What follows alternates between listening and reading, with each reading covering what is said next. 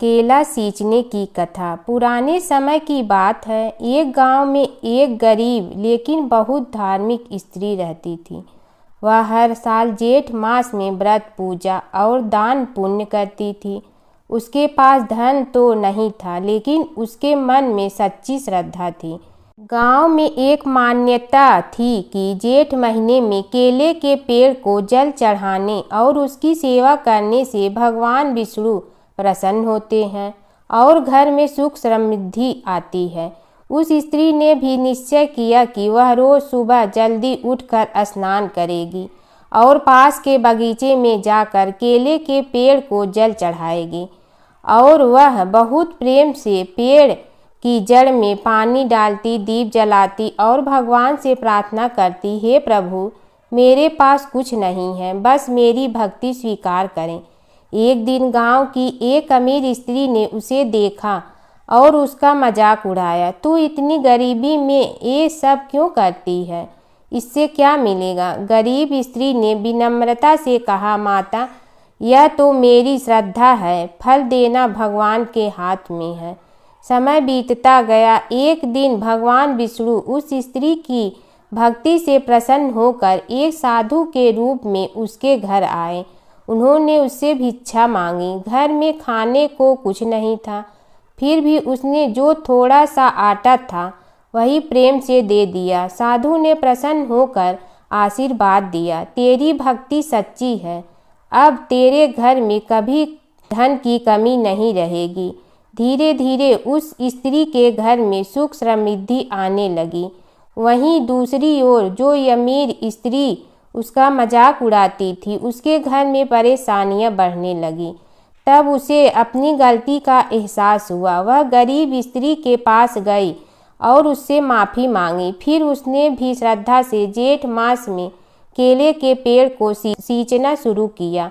जेठ मास में केले के पेड़ को जल देना केवल एक परंपरा नहीं, बल्कि श्रद्धा और सेवा का प्रतीक है। सच्चे मन से की गई पूजा और भक्ति का फल अवश्य मिलता है। तुलसी माता की कथा। पुरानी समय की बात है। एक परम सुंदर और पतिव्रता स्त्री थी जिनका नाम था वृंदा। वे भगवान विष्णु की परम भक्त थी और उनका विवाह राक्षस राजा जलंधर से हुआ था। जलंधर बहुत शक्तिशाली था और उसकी शक्ति का रहस्य था उसकी पत्नी वृंदा की अटूट पतिव्रता धर्म। जब तक वृंदा अपने पति के प्रति सच्ची और समर्पित रही, तब तक कोई भी देवता जलंधर को पराजित नहीं कर सकता था। देवताओं ने कई बार प्रयास किया, लेकिन जलंधर अजेय रहा। तब सभी देवता भगवान विष्णु के पास गए और उनसे सहायता मांगी। भगवान विष्णु ने एक लीला रची। वे जलंधर का रूप धारण करके वृंदा के सामने प्रकट हुए। वृंदा ने उन्हें अपना पति समझकर उनका सत्कार किया, लेकिन जैसे ही वृंदा को सच्चाई का पता चला, उनका पतिव्रता धर्म भंग हो गया। उसी क्षण देवताओं ने जलंधर का वध कर दिया।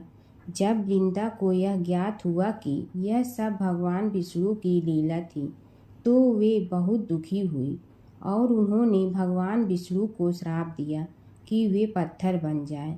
उसी श्राप के कारण भगवान विष्णु शालिग्राम पत्थर के रूप में प्रकट हुए। इसके बाद वृंदा ने अपने प्राण त्याग दिए।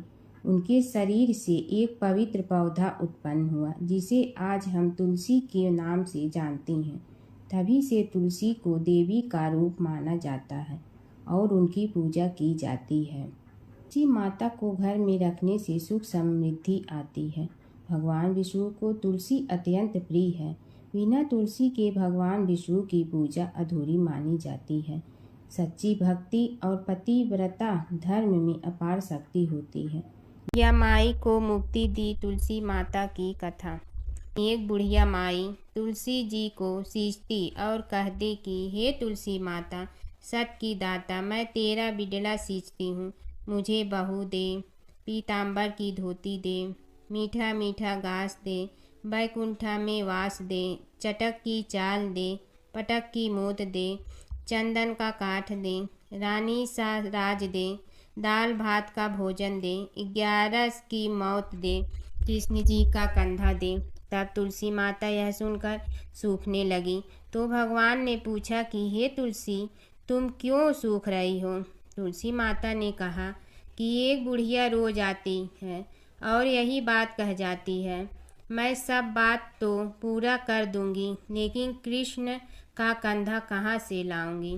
तो भगवान बोले, जब वो मरेगी तो मैं अपने आप कंधा दे आऊँगा, तू बुढ़िया माई से कह देना। जब बुढ़िया माई मर गई, सब लोग आ गए। जब माई को ले जाने लगे तो वह किसी से न उठी। तब भगवान एक 12 बरस के बालक का रूप धारण करके आए। बालक ने कहा, मैं कान में एक बात कहूँगा तो बुढ़िया माई उठ जाएगी। बालक ने कान में कहा, बुढ़िया माई मन की निकाल ले, पीताम्बर की धोती ले, मीठा मीठा गाछ ले, बैकुंठा का वास ले, चटक की चाल ले, पटक की मोत ले, कृष्ण जी का कंधा ले। यह सुनकर बुढ़िया माई हल्की हो गई। भगवान ने कंधा दिया और बुढ़िया माई को मुक्ति मिल गई। हे तुलसी माता, जैसे बुढ़िया माई को मुक्ति दी वैसे सबको देना। भगवान विष्णु और नारद की कथा। एक बार नारद मुनि जी ने भगवान विष्णु जी से पूछा, हे भगवान, आपका इस समय सबसे प्रिय भक्त कौन है? अब विष्णु तो भगवान हैं, सो झट से समझ गए अपने भक्त नारद मुनि की बात और मुस्कुरा कर बोले, मेरा सबसे प्रिय भक्त उस गांव का एक किसान है। यह सुनकर नारद मुनि जी थोड़ा निराश हुए और फिर से एक प्रश्न किया, हे भगवान, आपका बड़ा भक्त तो मैं हूँ, तो फिर सबसे प्रिय क्यों नहीं? भगवान विष्णु जी ने नारद मुनि जी से कहा, इसका जवाब तो तुम खुद ही दोगे। जाओ, एक दिन उसके घर रहो और फिर सारी बात मुझे बताना। नारद मुनि जी सुबह सवेरे मुंह अंधेरे उस किसान के घर पहुंच गए। देखा अभी अभी किसान जगा है और उसने अब सबसे पहले अपने जानवरों को चारा देता, फिर मुंह धोता, दैनिक कार्यों से निवृत्त होता, जल्दी जल्दी भगवान का नाम लिया, रूखी सूखी रोटी खाकर जल्दी जल्दी अपने खेतों पर चला गया। सारा दिन खेतों में काम किया और शाम को वापस घर आया। जानवरों को अपनी जगह बांधा, उन्हें चारा पानी डाला, हाथ धोया, मुंह धोया, फिर थोड़ी देर भगवान का नाम लिया, फिर परिवार के संग बैठकर खाना खाया और कुछ बातें की और फिर से सो गया।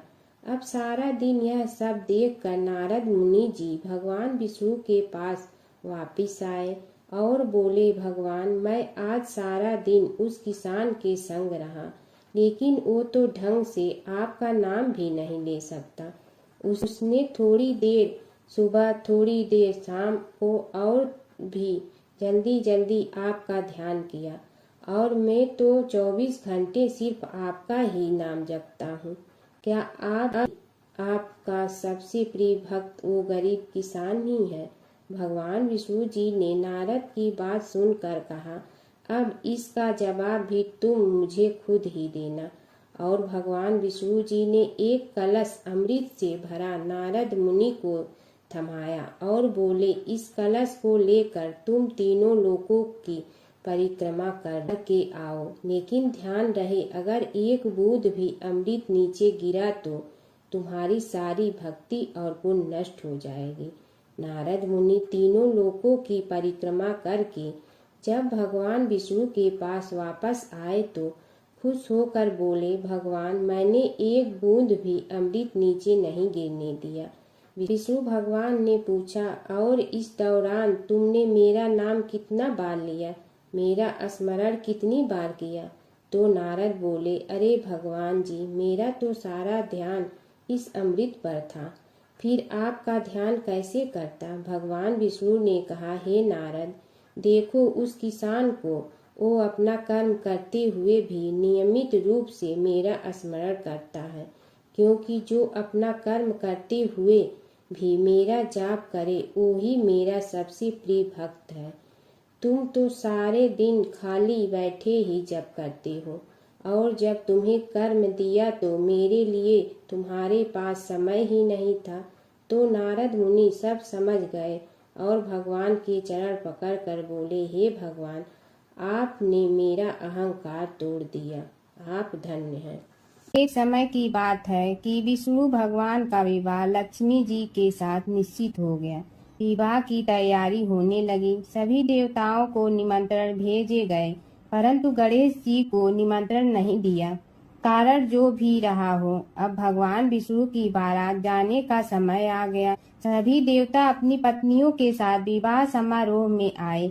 उन सब ने देखा कि गणेश जी कहीं दिखाई नहीं दे रहे हैं। तब वे आपस में चर्चा करने लगे कि क्या गणेश जी को कोई न्योता नहीं दिया है या स्वयं गणेश जी ही नहीं आए हैं। सभी को इस बात पर आश्चर्य होने लगा। तभी सब ने विचार किया कि विष्णु भगवान से ही इसका कारण पूछा जाए। विष्णु भगवान से पूछने पर उन्होंने कहा कि हमने गणेश जी के पिता भोलेनाथ महादेव को न्योता भेजा है। यदि गणेश जी अपने पिता के साथ आना चाहते हैं तो आ जाते, अलग से न्योता देने की कोई आवश्यकता भी नहीं थी। दूसरी बात यह है कि उनको 1.25 मन मूंग, 1.25 मन चावल, 1.25 मन घी और 1.25 मन लड्डू का भोजन दिन भर में चाहिए। यदि गणेश जी नहीं आएंगे तो कोई बात नहीं, दूसरे के घर जाकर इतना सारा खाना पीना अच्छा भी नहीं लगता। इतनी वार्ता कर ही रहे थे कि किसी एक ने सुझाव दिया, यदि गणेश जी आ भी जाए तो उनके द्वारपाल बनाकर बैठा देंगे कि आप घर की याद रखना। आप तो चूहे पर बैठकर धीरे धीरे चलोगे तो बारात से बहुत पीछे रह जाओगे। यह सुझाव भी सबको पसंद आ गया, तो विष्णु भगवान ने भी अपनी सहमति दे दी। होना क्या था कि इतने में गणेश जी वहां आ पहुंचे और उन्हें समझा बुझा कर घर की रखवाली करने बैठा दिया गया। बारात चल रही थी, तब नारद जी ने देखा कि गणेश जी तो दरवाजे पर ही बैठे हुए हैं। तो वे गणेश जी के पास गए और रुकने का कारण पूछा। गणेश जी कहने लगे कि विष्णु भगवान ने मेरा बहुत अपमान किया है। नारद जी ने कहने लगे कि अपनी मूसक देना को आगे भेज दे तो वह रास्ता खोद देगी, जिससे उनके वाहन धरती में धंस जाएंगे। तब आपको सम्मान पूर्वक बुलाना पड़ेगा। अब तो गणेश जी ने अपनी मूसक सेना जल्दी से आगे भेज दी और सेना ने जमीन पोली कर दी। जब बारात वहां से निकली तो रथों के पहिए धरती में धंस गए। लाख कोशिश करे परंतु पहिए नहीं निकले। सभी ने अपने अपने उपाय किए, परंतु पहिए तो नहीं निकले, बल्कि जगह जगह से टूट गए। किसी की समझ में नहीं आ रहा था कि अब क्या किया जाए। तब तो नारद जी ने कहा, आप लोगों ने गणेश जी का अपमान करके अच्छा नहीं किया। यदि उन्हें मना कर लाया जाए तो आपका कार्य सिद्ध हो सकता है और यह संकट टल सकता है। शंकर भगवान ने अपने दूत नंदी को भेजा और वे गणेश जी को लेकर आए। गणेश जी का आदर सम्मान के साथ पूजन किया। तब कहीं रथ के पहिए निकले। अब रथ के पहिए निकल के परंतु टूट फूट गए तो उन्हें सुधारे गए।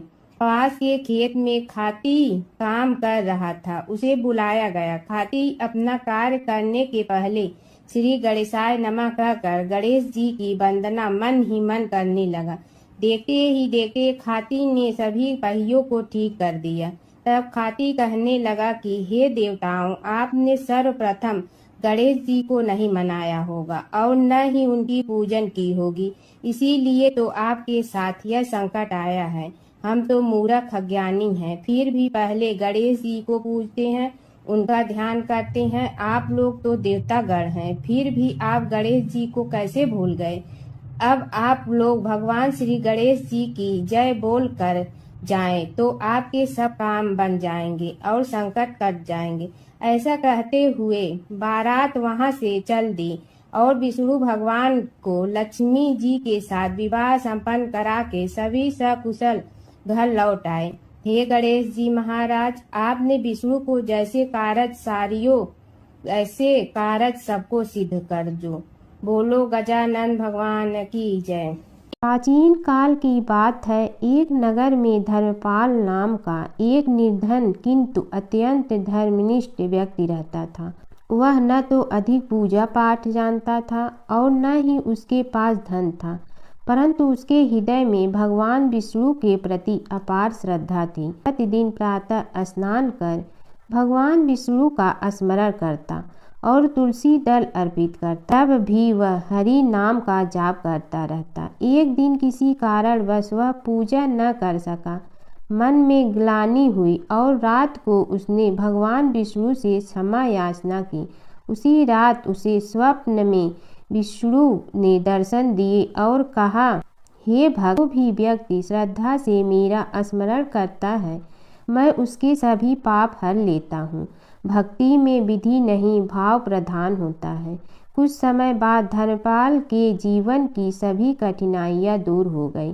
उसके घर में सुख, शांति और समृद्धि आ गई। अंत समय में उसे वैकुंठ लोक की प्राप्ति हुई। विष्णु भगवान की कथा। एक नगर में एक सेठ व एक सेठानी रहते थे और सेठानी रोज विष्णु भगवान की पूजा करती थी। सेठ को उसका पूजा करना बिल्कुल अच्छा नहीं लगता था। इसी वजह से एक दिन सेठ ने सेठानी को घर से निकाल दिया। घर से निकलने पर वह जंगल की ओर गई तो देखा 4 आदमी मिट्टी खोदने का काम कर रहे थे। उसने कहा कि मुझे नौकरी पर रख लो। उन्होंने उसे रख लिया, लेकिन मिट्टी खोदने से सेठानी के हाथों में छाले पड़ गए और उसके बाल भी उड़ गए। वह आदमी कहते हैं कि बहन, लगता है तुम किसी अच्छे घर की महिला हो। तुम्हें काम करने की आदत नहीं है। तुम एक काम रहने दो और हमारे घर का काम कर लिया करो। वह चारों आदमी उसे अपने साथ घर ले गए और वह 4 मुट्ठी अनाज लाते और सभी बांट कर खा लेते। एक दिन सेठानी ने कहा कि कल से 8 मुट्ठी अनाज लाना। अगले दिन वह 8 मुट्ठी अनाज लाए और सेठानी पड़ोसन से आग मांग लाई।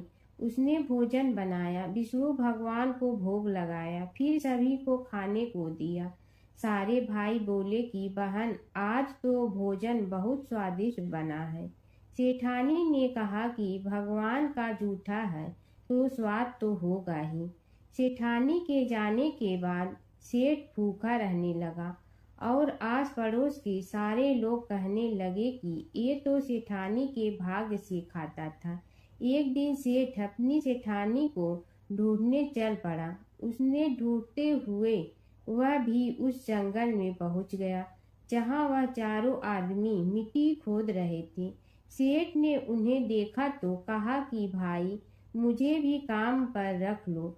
उन आदमियों ने उसे काम पर रख लिया, लेकिन मिट्टी खोदने से उसके भी हाथों में छाले पड़ गए और बाल उड़ने लगे। उसकी यह हालत देख चारों बोले कि तुम्हें काम की आदत नहीं है, तुम हमारे साथ चलो और हमारे घर में रह लो। सेठ उन चारों आदमियों के साथ उनके घर चला गया और जाते ही उसने सेठानी को पहचान लिया, लेकिन सेठानी घूंघट में थी तो सेठ को देख नहीं पाई। सेठानी ने सभी के लिए भोजन तैयार किया और हर रोज की भांति विष्णु भगवान को भोग लगाया। उसने उन चारों भाइयों को भोजन परोस दिया, लेकिन जैसे ही वह सेठ को भोजन देने लगी तो विष्णु भगवान ने उसका हाथ पकड़ लिया। भाई बोले कि बहन, ये तुम क्या कर रही हो? वह बोली, मैं कुछ नहीं कर रही हूँ, मेरा हाथ तो विष्णु भगवान ने पकड़ लिया है। भाई बोले, हमें भी विष्णु भगवान के दर्शन कराओ। उसने भगवान से प्रार्थना की तो विष्णु जी प्रकट हो गए। सभी ने दर्शन किए। सेठ ने सेठानी से क्षमा मांगी और सेठानी को साथ चलने को कहा। भाइयों ने अपनी बहन को बहुत सा धन देकर विदा किया। जब सेठानी के साथ सेठ भी भगवान विष्णु की पूजा करने लगा और उनके परिणाम से उनका घर अन्न धन से भर गया। जमुना की कहानी। प्राचीन समय में एक गांव था जिसमें दो बहनें रहा करती थी। एक बहन का नाम गंगा था तो दूसरी बहन का नाम जमुना था। एक बार दोनों बहनें एक साहूकार के खेत से गुजर रही थी तो जमुना ने 13 दाने जौ के तोड़ लिए, जिसे देख गंगा बोली कि तुझे तो ग्रहण लग गया, तूने चोरी की है। इस पर जमुना बोली कि अब मेरा ग्रहण कैसे धुलेगा। गंगा ने कहा कि तुझे 12 साल तक साहूकार के यहाँ नौकरी करनी पड़ेगी, तभी तेरा पाप धुलेगा और ग्रहण से मुक्ति मिलेगी।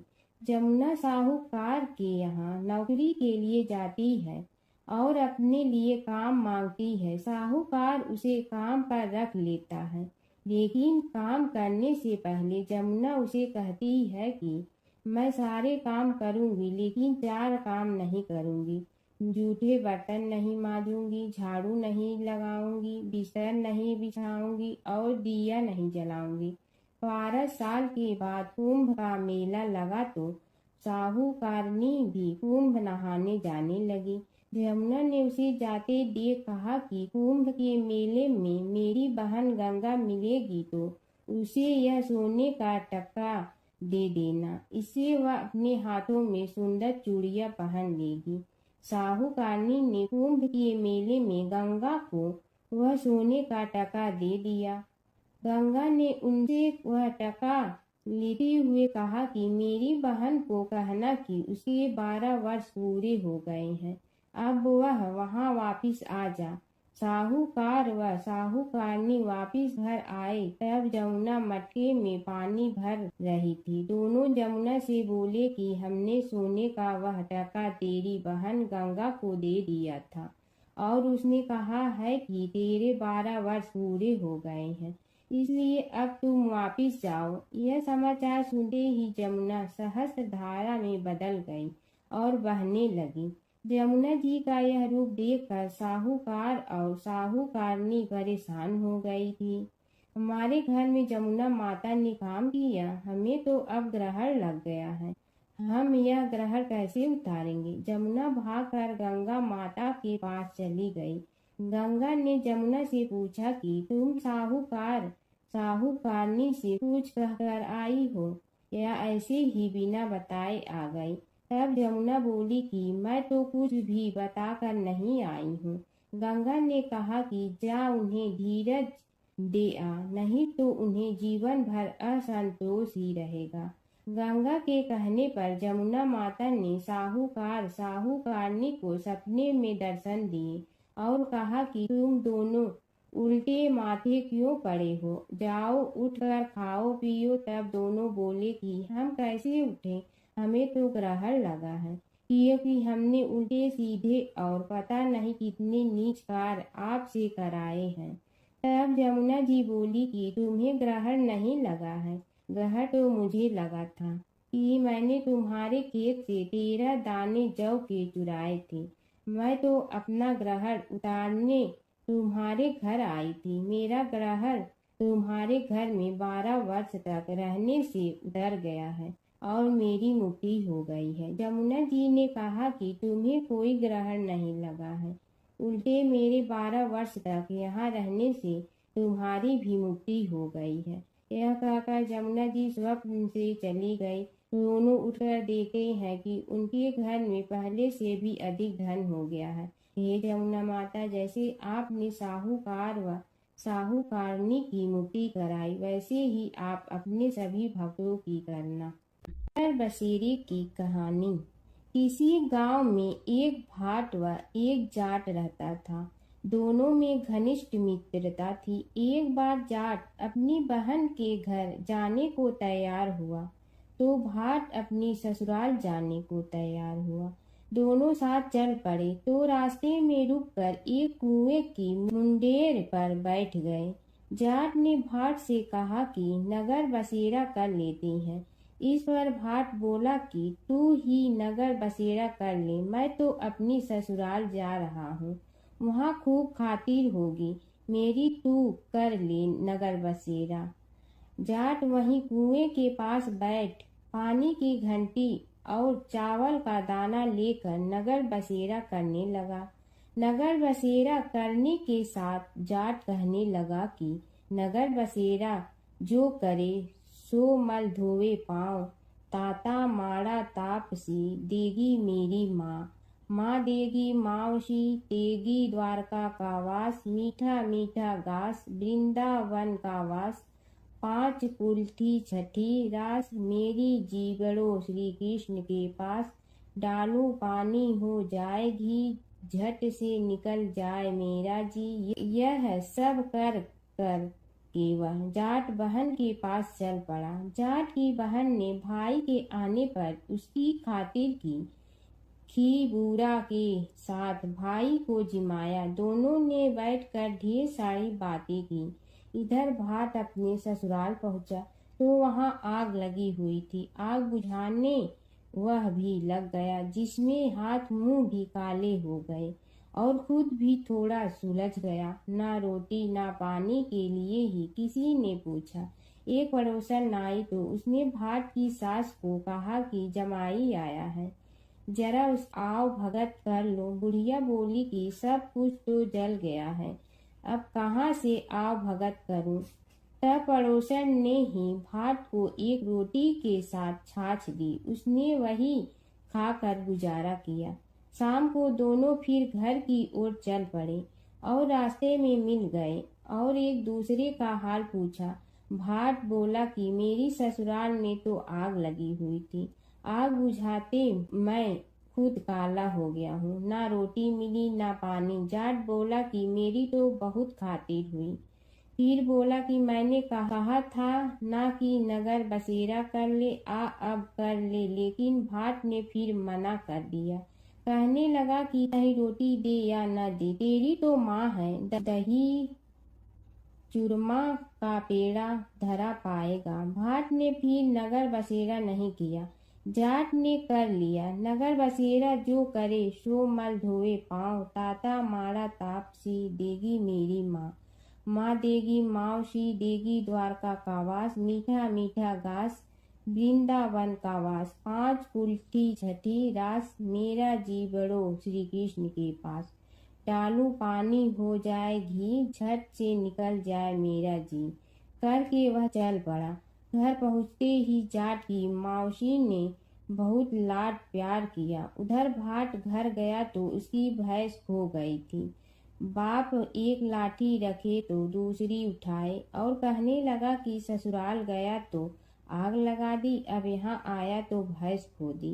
बाप ने कहा कि पहले भैंस लेकर आ, तभी रोटी पानी मिलेगा।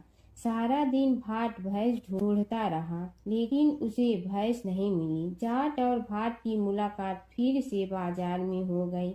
जाट ने भाट के हाल चाल पूछे तो भाट बोला कि आते ही भैंस खो गई, बस उसी दिन से भैंस ढूंढ रहा हूँ।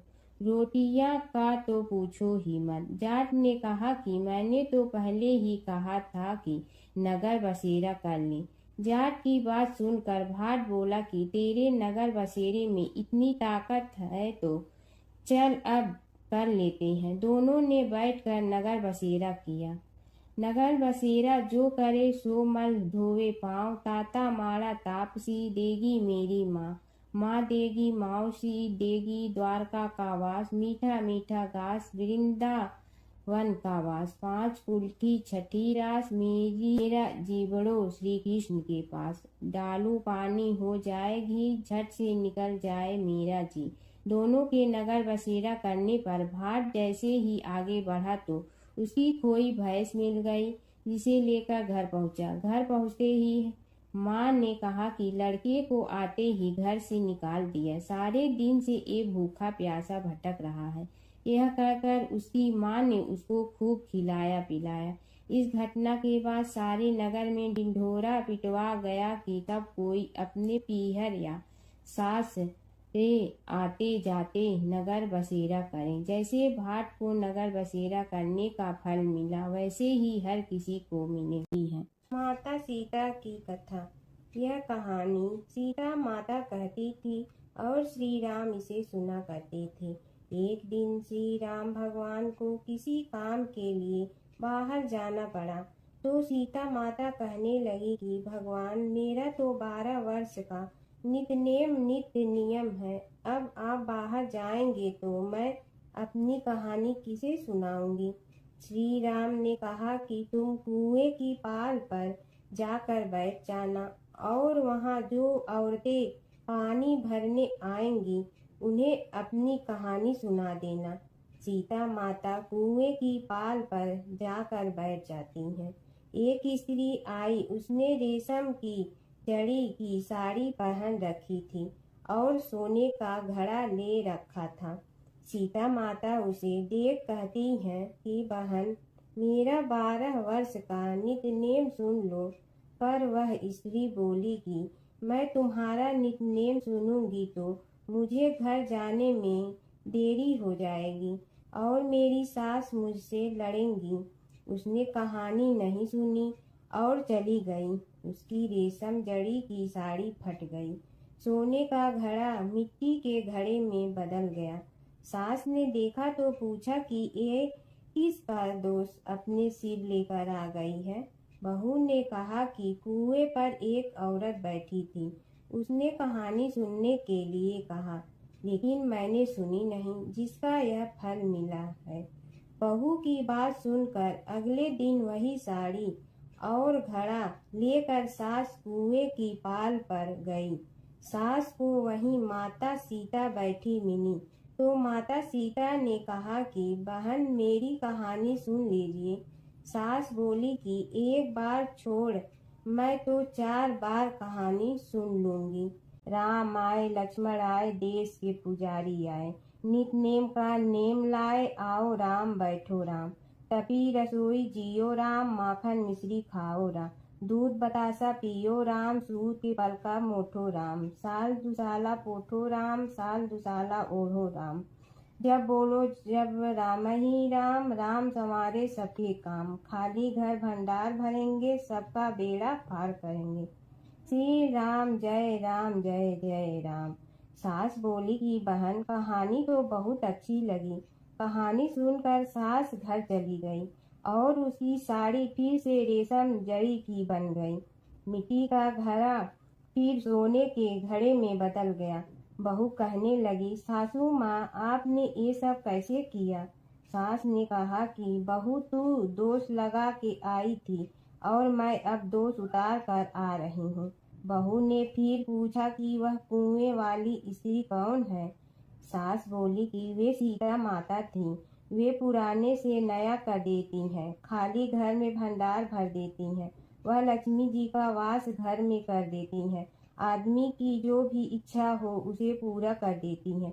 बहू बोली कि ऐसी कहानी मुझे भी सुना दो।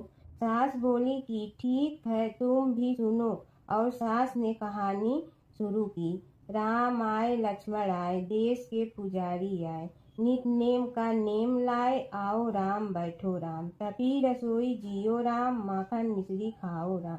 दूध बतासा पियो राम, सूत के पलका मोठो राम। साल दुसाला पोठो राम, साल दुसाला ओढ़ो राम। जब बोलो जब राम ही राम, राम संवारे सबके काम। खाली घर भंडार भरेंगे, सबका बेड़ा पार करें। श्री राम जय जय राम। कहानी सुनकर बहू बोली कि कहानी तो बहुत अच्छी है। सास ने कहा कि ठीक है, इस कहानी को रोज कहा करेंगे। अब सास बहू रोज सवेरे उठती, नहाती धोती और पूजा करने के बाद नितनेम की सीता की कहानी कहती। एक दिन उनके यहाँ एक पड़ोस की औरत आई और बोली कि बहन, जरा सी आँच दे ना। तो वह बोली कि आज तो अभी हमने जलाई ही नहीं। पड़ोसन ने कहा कि तुम सुबह 4 बजे से उठकर क्या कर रही हो। फिर उन्होंने कहा कि सुबह उठकर हम पूजा करते हैं, फिर सीता माता की नितनेम की कहानी कहते हैं। पड़ोसन ने उसकी बात सुनकर फिर कहा कि सीता माता की कहानी कहने से तुम्हें क्या मिलता है। वे बोली कि इनकी कहानी कहने से घर में भंडार भर जाते हैं, सारे काम सिद्ध होते हैं, मन की इच्छा भी पूरी हो जाती है। पड़ोसन कहती है कि बहन, ऐसी कहानी तो मुझे भी सुना दो। फिर वह बोली कि ठीक है, तुम भी यह कहानी सुन लो। राम आए लक्ष्मण आए, देश के पुजारी आए, नित नेम का नेम लाए, आओ राम बैठो राम। सारी कहानी सुनने के बाद पड़ोसन कहने लगी, बहन कहानी तो मुझे बहुत अच्छी लगी। अब वह पड़ोसन भी नित्य सीता माता की कहानी कहने लगी। कहानी कहने से सीता माता ने पड़ोसन के भी भंडार भर दिए। अब तो पूरे मोहल्ले में नित नेम की कथा चल पड़ी। हर किसी की मनोकामना पूरी होने लगी। हे सीता माता, जैसे आपने उनके भंडार भरे वैसे ही आप हमारे भी भंडार भरना, सबकी भरना, कहानी सुनने वाले के भी और कहानी कहने वाले के भी। धर्मराज जी की कथा। दो सेठानियाँ थी। एक के घर में धन बहुत था पर वह कंजूस थी। दूसरी के पास धन थोड़ा कम था पर मन से वह बहुत अमीर थी। रोज सवेरे उठती, गंगा स्नान करती, तुलसी माता, बड़ पीपल सींचने, भगवान के मंदिर जाके पूजा करती। धर्मराज सूरज भगवान की कहानी सुनती, भगवान के भोग लगाकर अतिथि को जिमाती, गाय कुत्ता के लिए ग्रास निकालती। दूसरी सेठानी इस धर्मात्मा को देखकर हंसती और कहती, पता नहीं दिन भर क्या करती रहती है। थोड़े समय बाद दोनों सेठानियों को भगवान का बुलावा आया। धर्मात्मा सेठानी के तो यमराज जी ने विमान भेजा और दूसरी को दूत मारते ही ले गया। रास्ते में सेठानी बोली, मेरे को भूख लगी है। तो दूत बोले, किसी को कुछ दिया होगा तो मिलेगा। फिर बोली, प्यास लगी है। दूत बोले, किसी को पानी पिलाया तो मिलेगा। रास्ते में उसे काट चुभने लगे, गर्मी पड़ने लगी, पर दूत तो उसे घसीटे ही ले गए। अब सेठानी बहुत पछताने लगी कि सब कुछ होते हुए भी दान धर्म नहीं किया। इतने में यमराज का दरबार आया। धर्मात्मा बुढ़िया को भगवान के पास सिंहासन मिला और वह उस पर बैठी थी। उधर दूसरी सेठानी को तपते कुंड में डाल दिया। अब सेठानी यमराज से बोली, मुझे 1.25 पहर का जीवन दान दे दो, मैं वापस आकर दंड भोग लूंगी। यमराज बोले, ठीक है। सेठानी के शरीर में वापस प्राण डाल दिए। संसार में आते ही पंडितों को बुलाकर सेठानी ने धर्मराज की कथा सुनी, सब तरह से दान धर्म किया। इतने में समय पूरा हो गया। अब की बार विमान आया। 1.25 पहर के दान धर्म से सेठानी को स्वर्ग मिला। धर्मराज जी की परम भक्त पोपा बाई की कथा। एक गांव में एक पोपा बाई रहती थी। जब वह 5 साल की थी तभी से वह नियम से धर्मराज जी व्रत की कथा सुनती थी और व्रत करती थी। एक दिन उसने अपने भाई व भाभी से कहा कि मैं शादी नहीं करूंगी, अब मैं अपना समय भगवान की पूजा अर्चना में ही बिताना चाहती हूँ। इसलिए मेरी झोपड़ी गांव के बाहर बनवा दो और गांव में सबको कह दो कि वह अपनी गाय व बछड़ों को मेरे यहाँ ही घास भूस चरने को भेज दो और जिसकी भी इच्छा हो, श्रद्धा हो, मुझे खाना भिजवा दो। एक दिन नगर का राजा शिकार खेलने जंगल में आया और गांव के बाहर जंगल के पास बनी झोपड़ी देखकर रुक गया। झोपड़ी के पास जाकर उसने आवाज लगाई कि कौन है, लेकिन भीतर से कोई आवाज न आने पर वह लगातार दरवाजा खटखटाता रहा। तब पोपा बाई उठी और कहने लगी कि कौन हो तुम जो बार बार दरवाजा बजा रहे हो, क्यों आवाज लगा रहे हो? राजा ने कहा कि मैं यहाँ का राजा हूँ और तुम्हारे साथ विवाह करूँगा। पोपा बाई ने कहा कि जहाँ से आए हो वहीं चले जाओ, मैं किसी पराये आदमी का मुंह नहीं देखती हूँ। राजा ने पोपा बाई की एक नहीं सुनी और जबरदस्ती उठा ले गया। तब पोपा बाई ने राजा को श्राप दिया कि तुम्हारा सारा राजपाट नष्ट हो जाएगा। महल में आने पर राजा की रानियों ने सारी बात सुनकर राजा से अनुरोध किया कि पोपा बाई को वहीं वापस छोड़ आओ। राजा जब पोपा बाई को वापस झोपड़ी में छोड़ने जाने लगा तो रास्ते में पाप की नदी आई जिसमें राजा डूब गया। कुछ समय बाद पोपा बाई मृत्यु के बाद धर्मराज जी के यहाँ पहुंची और धर्मराज जी ने उन्हें स्वर्ग का राज दे दिया। एक बार एक सेठ व सेठानी मृत्यु लोक से स्वर्ग लोक आए तो उसके द्वार बंद देखकर वह धर्मराज जी से द्वार खोलने का आग्रह करते हैं। धर्मराज जी कहते हैं, इस द्वार पर पोपा बाई का राज है। इस पर सेठ सेठानी कहते हैं कि हम पोपा बाई को नहीं जानते हैं। धर्मराज जी उन दोनों की बात सुनकर कहते हैं कि तुम दोनों 7 दिन तक मृत्युलोक में रहो। 8 खोपड़ा से राई भरकर 5 कपड़े ऊपर रखकर कहानी सुनकर उद्यापन करना और कहना कि राज है। पोपा बाई लेखा लेगी राई राई का। सारे बोलो पोपा बाई की जय। प्राचीन काल की बात है। नैमिषारण्य क्षेत्र में ऋषि, महर्षि और साधु संतों का समाज जुड़ा था। उसमें श्री सूत जी भी विद्यमान थे। शौनक जी ने उनकी सेवा में उपस्थित होकर निवेदन किया कि हे अज्ञान रूप घोर तिमिर को नष्ट करने में करोड़ों सूर्यों के समान प्रकाशमान श्री सूत जी हमारे कानों के लिए अमृत के समान जीवन प्रदान करने वाले कथा तत्व का वर्णन कीजिए। हे सूत जी, हमारे हृदयों में ज्ञान के प्रकाश की वृद्धि तथा भक्ति, वैराग्य और विवेक की उत्पत्ति जिस कथा से हो सकती हो वह हमारे प्रति कहने की कृपा कीजिए।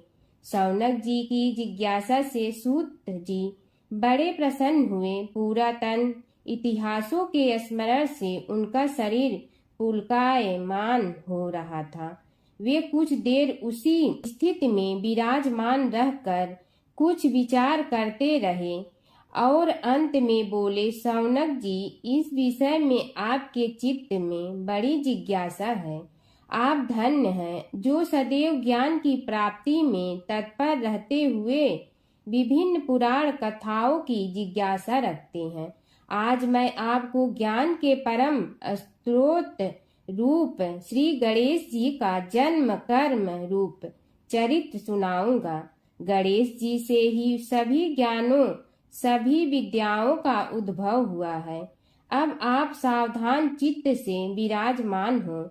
श्री गणेश जी के ध्यान और नमस्कार पूर्वक उनका चरित्र श्रवण करें। नमस्तस्मै गणेशाय ब्रह्मा विद्या प्रदायिनी यनागस्त्यसमः साक्षात विघ्न सागर सोषणे। कैसे हैं वे श्री गणेश जो सभी प्रकार की ब्रह्म विद्याओं को प्रदान करने वाले अर्थात ब्रह्मा के सगुण और निर्गुण स्वरूप पर प्रकाश डालने और जीव ब्रह्मा का अभेद प्रतिपादन करने वाली विद्याओं के दाता हैं। वे विघ्नों के समुद्रों को महर्षि अगस्त्य के समान शोषण करने में समर्थ हैं। इसलिए उनका नाम विघ्न सागर शोषक के नाम से प्रसिद्ध है। मैं उन भगवान श्री गणेश जी को नमस्कार करता हूँ। प्रथम पूजा के अधिकारी श्री गणेश जी, यह कहकर सूत जी कुछ समय के लिए मौन हो गए और फिर बोले, शौनक जी, भगवान गणेश जी ही सर्वप्रथम पूजा प्राप्ति के अधिकारी हैं। किसी भी देवता की पूजा करो, पहले उनकी पूजा करो। शौनक जी ने निवेदन किया, हे भगवान, हे सूत, सर्वप्रथम यह बताने की कृपा कीजिए कि गणेश जी को प्रथम पूजा का अधिकार किस प्रकार प्राप्त हुआ। इस विषय में मेरी बुद्धि मोह को प्राप्त हो रही है कि सृष्टि रचयिता ब्रह्मा जी, पालन करता भगवान नारायण और संहार करता शिव जी में से किसी को प्रथम पूजा का अधिकारी क्यों नहीं माना गया। यह त्रिदेव ही तो सबसे बड़ा देवता माने जाते हैं। सूत जी ने कहा, शौनक जी, यह भी एक रहस्य ही है। देखो, अधिकार मांगने से नहीं मिलता, इसके लिए योग्यता होनी चाहिए। संसार में अनेकों देवी देवताएं पूजे जाते हैं। पहले जो जिसका इष्ट देव होता है वह उसी की पूजा किया करता है। इससे बड़े देवताओं के महत्व में कमी आने की आशंका उत्पन्न हो गई। इस कारण देवताओं में परस्पर विवाद होने लगा। वे उसका निर्णय प्राप्त करने के लिए शिव जी के पास पहुँचे और प्रणाम करके पूछने लगे, प्रभु, हम सब में प्रथम पूजा का अधिकारी कौन है? शिव जी सोचने लगे कि किसे प्रथम पूजा का अधिकारी माने। तभी उन्हें एक युक्ति सूझी। बोले, देवगण, इसका निपटारा बातों से नहीं तथ्यों से होगा। इसके लिए एक प्रतियोगिता रखनी होगी। शिव की परिक्रमा करने की प्रतियोगिता। देवगण उनका मुख देखने लगे, शंकित हृदय से सोचने लगे कि कैसी प्रतियोगिता रहेगी। यह शिव जी ने उनके मन के भाव ताड़ लिए, इसलिए सांत्वना भरे शब्दों में बोले, घबराओ मत, कोई कठिन परीक्षा नहीं ली जाएगी। बस इतना ही कि सभी अपने अपने वाहनों पर चढ़कर संसार की परिक्रमा करो और फिर यहाँ लौट आओ। जो पहले लौटेगा वही सर्वप्रथम पूजा का अधिकारी होगा। अब क्या देर थी, सभी अपने अपने वाहन पर चढ़कर दौड़ पड़े। किसी का वाहन गजराज था तो किसी का सिंह, किसी का भैंसा तो किसी का मृग, किसी का हंस तो किसी का उल्लू, किसी का अश्व तो किसी का श्वान। अभिप्राय यह है कि वाहनों को विविधता के दर्शन उस समय जितने भले प्रकार से हो सकते थे उतने अन्य समय में नहीं। सबसे गया बीता वाहन गणेश जी का था मूषक, उससे चूहा भी कहते हैं। ऐसे वाहन के बल भरोसे इस प्रतियोगिता में सफल होना तो क्या, सम्मिलित होना भी हास्यास्पद है। गणेश जी ने सोचा, छोड़ो, क्या होगा प्रतियोगिता में भाग लेने से, हम तो यहाँ बैठे रहकर ही तमाशा देखेंगे। वे बहुत देर तक विचार करते रहे। अंत में उन्हें एक युक्ति सूझी। शिव जी स्वयं ही जगदाता हैं, यह संसार उन्हीं का प्रतिबिंब है, तब क्यों न इन्हीं की परिक्रमा कर ली जाए। इनकी परिक्रमा करने से ही संसार की परिक्रमा हो जाएगी। ऐसा निश्चय कर उन्होंने मूषक पर चढ़कर शिव जी की परिक्रमा की और उनके समक्ष जा पहुँचे। शिव जी ने कहा, तुमने परिक्रमा पूर्ण कर ली? उन्होंने उत्तर दिया, जी हाँ। शिव जी सोचने लगे कि इसे तो यहीं घूमते हुए देखा, फिर परिक्रमा कैसे कराया। देवताओं का परिक्रमा करके लौटना आरंभ हुआ और उन्होंने गणेश जी को वहां बैठे देखा तो माथा ठनक गया। फिर भी साहस करके बोले, अरे तुम विश्व की परिक्रमा के लिए नहीं गए? गणेश जी ने कहा, अरे मैं कब का यहाँ आ गया। देवता बोले, तुम्हें तो कहीं भी नहीं देखा। गणेश जी ने उत्तर दिया, देखते कहाँ से, समस्त संसार शिव जी में विद्यमान है। इनकी परिक्रमा करने से ही संसार की परिक्रमा पूर्ण हो गई। सूत जी बोले, शौनक, इस प्रकार गणेश जी ने अपनी बुद्धि के बल पर ही विजय प्राप्त कर ली। उनका कथन सत्य था, इसलिए कोई विरोध करता भी तो कैसे। बस उसी दिन से गणेश जी की प्रथम पूजा होने लगी। गणेश जी की कथा। एक बार गणेश जी एक छोटे बालक के रूप में चिमटी में चावल और चमचे में दूध लेकर निकले। वो हर किसी से कह रहे थे कि कोई मेरी खीर बना दो, कोई मेरी खीर बना दो। एक बुढ़िया बैठी हुई थी, उसने कहा, ला मैं बना दूं। वह छोटा सा बर्तन चढ़ाने लगी। तब गणेश जी ने कहा कि दादी माँ, छोटी सी भगोनी मत चढ़ाओ, तुम्हारे घर में जो सबसे बड़ा बर्तन है वही चढ़ा दो। बुढ़िया ने वही चढ़ा दिया। वह देखती रह गई कि वह जो थोड़े से चावल उस बड़े बर्तन में डाली थी वह तो पूरा भर गया है। गणेश जी ने कहा, दादी माँ, मैं नहा कर आता हूँ, खीर तैयार हो गई हो तो। बुढ़िया के पोते पोती खीर खाने के लिए रोने लगे। बुढ़िया ने कहा, गणेश जी, तेरे भोग लगाना कहकर चूल्हे में थोड़ी सी खीर डाली और कटोरी भर भर कर बच्चों को दे दी। बुढ़िया की पड़ोसन ऊपर से देख रही थी तो बुढ़िया ने सोचा यह चुगली कर देगी, तो एक कटोरा भर कर उसे भी पकड़ा दिया। बेटे की बहू ने चुपके से एक कटोरा खीर खाई और कटोरा चक्की के नीचे छुपा दिया। अभी भी गणेश जी नहीं आए थे। बुढ़िया को भी भूख लग रही थी। वह भी एक कटोरा खीर खाकर किवाड़ के पीछे बैठकर एक बार फिर कहा कि गणेश जी आपके भोग लगे कहकर खाना शुरू कर दिया। तभी गणेश जी आ गए। बुढ़िया ने कहा, आ जा रे गणेशिया, खीर खा ले, मैं तो तेरी ही राह देख रही थी। गणेश जी ने कहा, दादी माँ, मैंने तो खीर पहले ही खा ली। बुढ़िया ने कहा, कब खाई? गणेश जी ने कहा, जब तेरे पोते पोती ने खाई तब खाई थी, जब तेरी पड़ोसन ने खाई तब खाई थी, और जब तेरी बहू ने खाई तब भी खाई थी, और जब तूने खाई तो मेरा पेट पूरा ही भर गया। बुढ़िया ने कहा, बेटा और सारी बात तो सोच, पर बहू बेचारी का तो नाम मत लो। वह तो सुबह से काम में लग रही है, उसने फिर खीर कब खाई? गणेश जी ने कहा, चाकी के नीचे देख, झूठा कटोरा पड़ा है, और तूने तो मेरे भोग तो लगाया, वह तो वैसे ही खा गई। बुढ़िया ने कहा, बेटा घर की बात है, घर में ही रहने दो। अब बताओ बची हुई खीर का क्या करूं? गणेश जी ने कहा, नगरी जी जीमा दो। बुढ़िया ने पूरी नगरी जिलवा दी, फिर भी बर्तन पूरा ही भरा था। राजा को पता लगा तो बुढ़िया को बुलाया और कहा, क्यों रे बुढ़िया, ऐसा बर्तन तेरे घर पर सोवे अच्छा लगे या हमारे घर पर सोवे? बुढ़िया ने कहा, राजा जी आप ले लो। राजा जी ने खीर का बर्तन महल में मंगा लिया। लाते ही खीर में कीड़े मकोड़े बिच्छू हो गए और दुर्गंध आने लगी। यह देखकर राजा जी ने बुढ़िया से कहा, बुढ़िया बर्तन वापस ले जा, तो मुझे मेरे गणेश जी ने दिया। बुढ़िया ने बर्तन वापस लिया, लेते ही सुगंधित की हो गई। घर आकर बुढ़िया ने गणेश जी से कहा, बची हुई खीर का क्या करें?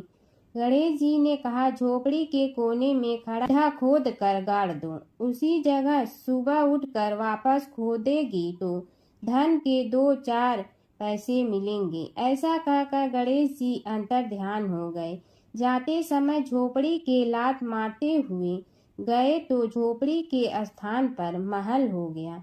सुबह बहू ने फावड़ा लेकर पूरे घर को खोद दिया तो कुछ भी नहीं मिला। बहू ने कहा, सासू जी, थारो गणेश जी तो झूठे हैं।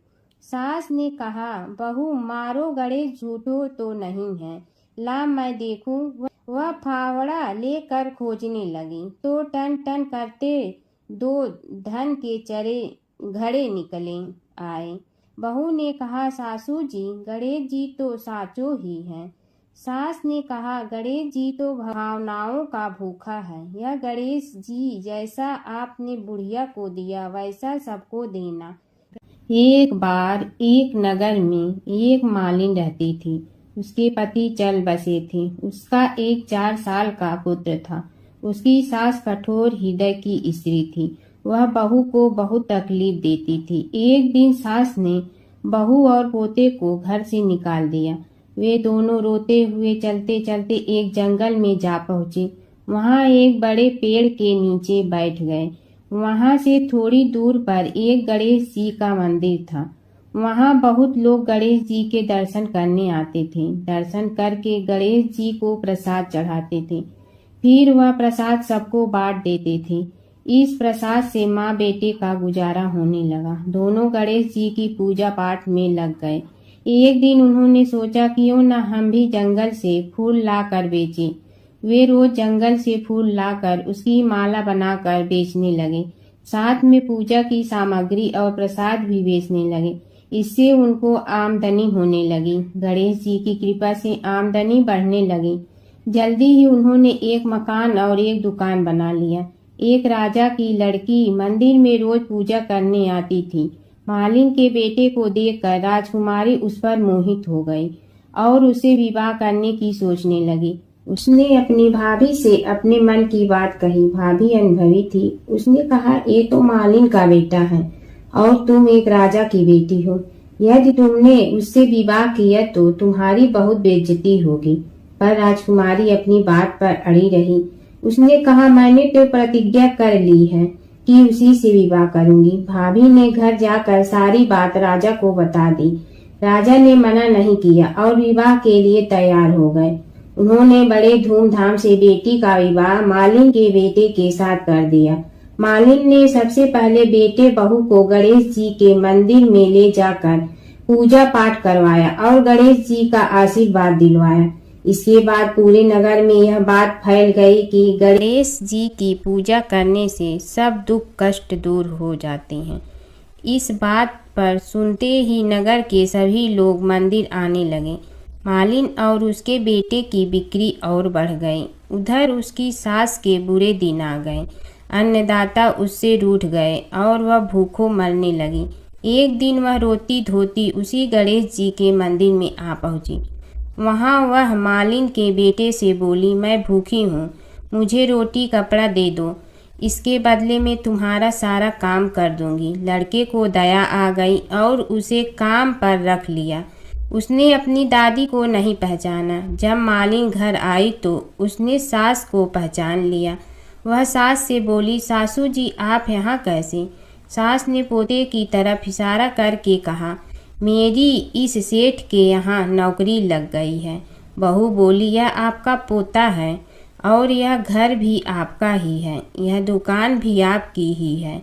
जब आपने हमें घर से निकाला तब गणेश जी ने हमारी रक्षा की। बहू की बात सुनकर सास बोली, मेरी करनी मैं भोगूंगी। बहू बोली, सासू जी अब आप हमारे यहाँ रहो और पोते का सुख देखो। हे गणेश जी महाराज, जैसा सुख आपने मालिन को दिया वैसा ही सुख सबको देना। कीड़ी नगरा सींचने की कहानी। एक गांव में एक बुढ़िया माई रहती थी। उसके 2 बेटे तथा बहू भी थे। बुढ़िया माई भगवान श्री हरि विष्णु की परम भक्त थी। अपना जीवन दान धर्म पुण्य कार्य कर्मों में लगाती थी, परंतु बुढ़िया माई कभी भी मंदिर और सत्संग में व तीर्थ स्थानों पर नहीं जाती थी। एक बार गांव में भागवत कथा हो रही थी। बेटे ने कहा, माँ आप सारा दिन घर में रहती हैं, आप मंदिर में भागवत कथा सुनने क्यों नहीं जाती? बुढ़िया माई ने बेटे का मन रखने के लिए कह दिया कि आज जाऊंगी, परंतु नहीं गई। ऐसा करते करते 6 दिन निकल गए। बुढ़िया माई के बेटे ने कहा, माँ आज अंतिम दिन है, आज तो कथा सुनने आपको जाना ही पड़ेगा। सारा दिन घर का काम करके बुढ़िया माई ने जाते जाते इतनी देर कर दी कि अंतिम दिन की भागवत कथा भी समाप्त हो गई। भगवान श्री हरि विष्णु सन्यासी का रूप धारण करके बुढ़िया माई के पास आए और बोले, बुढ़िया माई तुम कहाँ जा रही हो? बुढ़िया माई ने कहा, मैं भागवत कथा सुनने जा रही हूँ। तब सन्यासी रूपधारी भगवान श्री हरि विष्णु ने कहा, अब इतनी देर से क्यों जा रही हो? वहाँ तो अब कथा समाप्त हो गई है, अब वहाँ जाकर क्या करोगी? बुढ़िया माई ने कहा, अब घर से निकली हूँ तो जाकर ही रहूंगी। सब सन्यासी रूपधारी भगवान श्री हरि विष्णु ने कहा कि अब कथा समाप्त हो गई, भक्त लोग भी अपने अपने घर चले गए, अब तुम वहाँ से क्या लाओगी?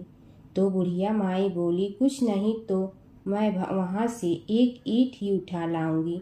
तो सन्यासी रूपधारी भगवान श्री हरि विष्णु बोले, तुम वहाँ से मिट्टी की ईंट लाओगी, उसके बदले में मैं तुम्हें एक सोने की ईंट देता हूँ। बुढ़िया माई ने ईंट ले ली और घर की तरफ चल पड़ी और विचार करने लगी कि यदि यह ईंट मैं घर लेकर जाऊंगी तो बेटे बहू झगड़ने लगेंगे। इसीलिए घर के आंगन में बाहर ही बुढ़िया माई ने वह ईंट जमीन में गाड़ दी। परंतु अब बुढ़िया माई का ध्यान उस ईंट पर ही रहने लगा। खाने पीने घर के काम करने में सदैव बुढ़िया माई अपना ध्यान सोने की ईंट पर ही लगाई रखती। बेटे बहू ने पूछा, माँ पूरे दिन घर के आंगन में क्या करती रहती हो? तो बुढ़िया माई ने कहा, मैं आने जाने वाले को देखती रहती हूँ। एक दिन बुढ़िया माई मर गई। यमराज के दूत बुढ़िया माई को लेने आए। बुढ़िया माई को लेकर धर्मराज जी के पास पहुँचे और धर्मराज जी को सारी बात बतलाई। धर्मराज जी ने बुढ़िया माई को कुतिया की योनि दे दी और कुतिया उसी पेड़ के नीचे बैठी रहती। बुढ़िया माई की बहू ने कहा, इस कुतिया को यहाँ से भगाओ, नहीं तो यह बच्चों को काट जाएगी। तो उसके बेटे ने उसकी पीठ पर एक लकड़ी मारी और बुढ़िया माई मर गई और को सर्प की योनि मिली। आंगन में सर्प को देखकर बेटे बहू ने किसी को काट नहीं जाए इसी डर से मार दिया। फिर बुढ़िया माई मरकर धर्मराज जी के पास पहुँची। बुढ़िया माई कीड़ी का रूप धारण करके उस आंगन में कीड़ी नगरा बना लिया। आंगन में कीड़ी नगरा हो गया। घर वाले बहुत परेशान हुए। घर वाले भोजन भी नहीं बना रहे थे और मन ही मन होने का स्मरण करने लगे। तब भगवान श्री हरि विष्णु सन्यासी का रूप धारण करके आए और बोले कि कुछ खाने को दे दो।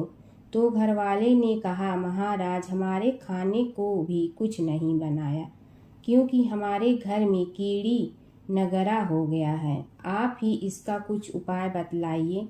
तब महाराज जी ने आंगन में खोदा और सोने की 28 निकाली और दोनों बेटों को दे दी और कहा, तुम्हारी माँ के नाम से दान पुण्य करना, धर्मशाला बनवाना, स्कूल बनवाना, प्याऊ लगवाना, गौशाला में गाय के चारे खाने की व्यवस्था करना।